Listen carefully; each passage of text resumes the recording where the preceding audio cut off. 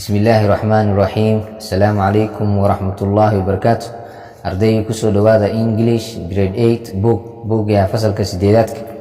Maanta hadduu Ilaahay ka raali noqdo waxaan duubaa oo aan ka shaqeynaa activity 11 oo ku saabsan proper noun, magac khaas ah.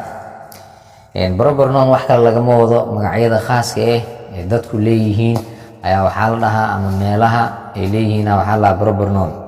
tusaale Muqdisho oo kale, Muqdisho waa proper noun, yaa iskale Soomaaliya iskale. Marka jumlooyinkan soo socda wixii proper noun oo khaas ah oo magac oo gooni loo leeyahay oo ka bilaabanaya small letter ka dhig capital letter. Intaas leeyahay waxna laga rabo.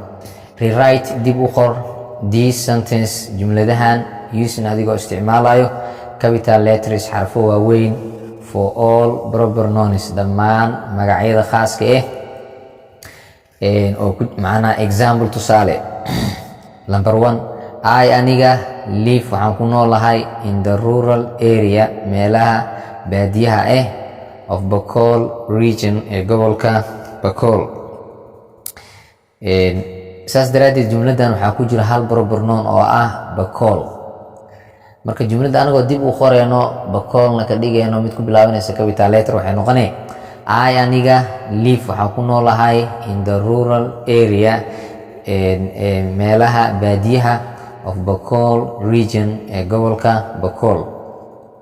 number 2, Aamina gabadha lahaayo lives waxay ku nooshahay in Baardheere ayay ku nooshahay. jumladan waxaa ku jirta laba proper noun oo ah Aamina iyo Baardheere. saas daraadeed waxay ku bilaabanayaan small letter ku bilaabanayaan. markaan dib u qoreyno waa inaan ka dhignaa labadaas magac, kuwa ku bilaabanaya capital letter, kuwa kalena sidaas ayaan ku sameyn doonaa hadduu Ilaahay ka raali noqdo.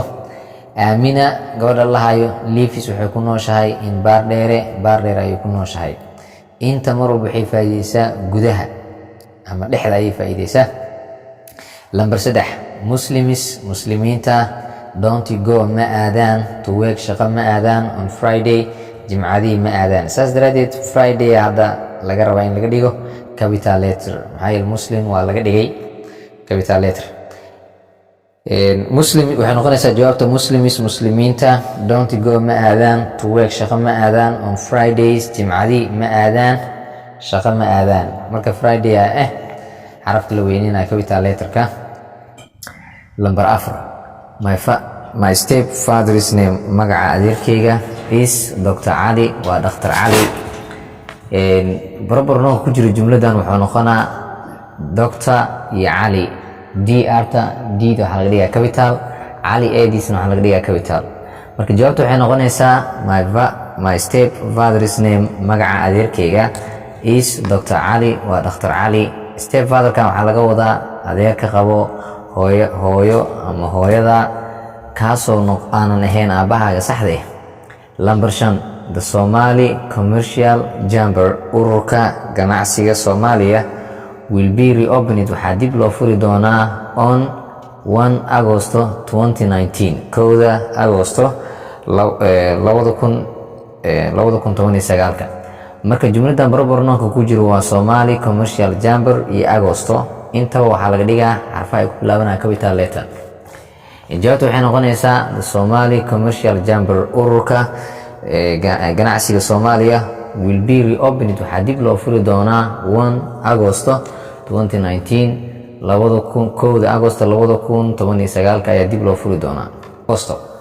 number 6, the principal said, maamulaha wuxuu yiri to Ahmed wuxuu ku yiri ama uu ku dhahay fetch me, ken a stool, gambar ken stool. halkan hadda waxay ugu jirtaa gambar.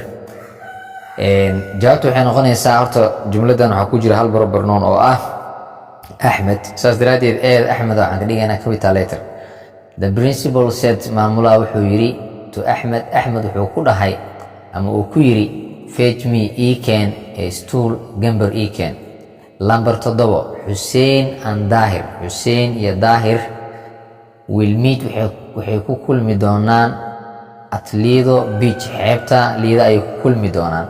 marka proper nounka ku jira jumladan waa marka koowaad Hussein, 2 Dahir, 3 Lido. intaas waxaan ka dhigaynaa capital letter, xarfooda ay ku bilaabanayaan. jawaabtu waxay noqonaysaa Hussein and Dahir, Hussein iyo Dahir will meet at waxay ku kulmi doonaan Lido Beach xeebta Lido ay ku kulmi doonaan. Lambar 8 aniga no waan garanaa that Rhoda inay tahay an obstetrician inay tahay dhakhtarad umulisa ah.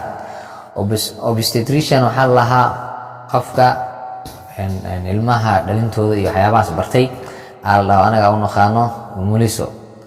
Jawaabta marka barbarnoonka meeshan ku jiro waa Rhoda gabadhan lahaya artida waxaa laga dhigaa capital letter.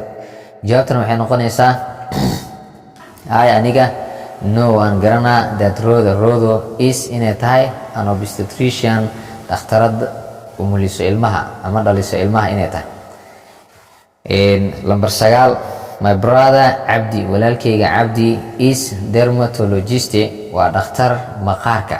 Dermatologist waxaa la dhakhtarka ku takhasusay daaweynta maqaarka. Saas daraadeed barbarnoonka meeshan ku jiro waa Abdi eedeeda waxaan ka dhiganaa capital letter markii jawaabta aan qorayno. my brother Abdi walaalkay Abdi is dermatologist waa dhakhtar maqaarka. Lambar 10 Muhammad has killed Muhammad wuxuu dilay an insectivorous bird shimbir cuno cayayaanka ayuu dilay waxyaabaha kasii yaryar asaga cuno ayuu dilay. Marka jumladan barbarnoonka ku jiro waa Muhammad empties waa small capital letter ka dhigayna. Muhammad has killed Muhammad wuxuu dilay an insectivorous bird shimbir wax cuno oo cayayaanada yaryar cuno ayuu dilay. Lambar 11 Abdullahi wuxuu ahaan doonaa the referee arbiter of the final match ciyaarta u dambeyso ayuu wuxuu ka noqon doonaa arbiter. Marka jumladan waxaa ku jiro hal barbarnoon oo Abdullahi magac khaas waxaa ka Abdullahi. Jawaabtu waxay noqonaysaa Abdullahi ninkii lahayo wuxuu ahaan doonaa the referee arbiter of the final match ciyaarta u dambeyso. Lambar 12 Daud ninkii lahayo is my intimate friend waa saaxiibkayga igu dhow. Marka barbarnoonka meeshan ku jiro waa Daud. Daada waa small hadis waxay u qoran tahay small letter waa in laga dhigaa capital letter markii la rabo in la sameeyo barbarnoon. Marka Daud ninkii lahayo jawaabtu waxay noqonaysaa Daud ninkii lahayo is my intimate friend waa saaxiibkayga igu dhow markii Daud da'deeda ay tahay capital letter. Lambar 13 The prison guard waardiyaha xabsiga shouted at wuxuu ku qayliyay Muhammad ayuu ku qayliyay. Jumladan barbarnoonka ku jiro waa Muhammad saas daraadeed emteeda small letter ay ku qoran tahay waa in laga dhigaa capital letter. Jawaabtu waxay noqonaysaa the prison guard waardiyaha xabsiga shouted at wuxuu ku qayliyay Muhammad ayuu ku qayliyay. 14 iyaga will meet at waxay ku kulmi doonaan Jomo Kenyatta International Airport airportka caalamiga ee Jomo Kenyatta. International waa caalami, airportna waa airport ama gigo. Marka jumladan barbarnoonka ku jiro waa Jomo Kenyatta International Airport. afartaas area waxay yihiin barbarnoon. saas daraadeed marka xarfaha ay ku qorayin waa small letter xarfaha ay ka bilaabanayaan capital letter waa in laga dhigaa xaraf kasta ay ku bilaabanayaan. Jawaabtu waxay noqonaysaa iyaga will meet at waxay ku kulmi doonaan Jomo Kenyatta International Airport airportka caalamiga ee Jomo Kenyatta. 15 the teacher macalinka said wuxuu ku yiri to Safiya wuxuu ku dhahay don't spit ha ku tufin flame xaaqo ama candhuuf ha ku tufin ever again mar labaad weliga ha ku tufin in the classroom fasalka gudihiisa. barbarnoonka meeshan ku jiro waa Safiya saas daraadeed steeda waa small waa in laga dhigaa capital letter aan lagu bilaabaa capital letter. the teacher macalinka jawaabtu waxay noqonaysaa the teacher macalinka said wuxuu ku yiri to Safiya wuxuu ku dhahay don't spit ha ku tufin flame xaaqo ever again mar labaad weliga ha ku tufin in the classroom fasalka gudihiisa. halkan ayaa ku simeena doo Ilaahay karaal noqdo si aanu muuqaal ku dheeraanin inta ku kulmeeno cashirka xigo. Assalaamu calaykum waraxmatullaahi wabarakaatuh.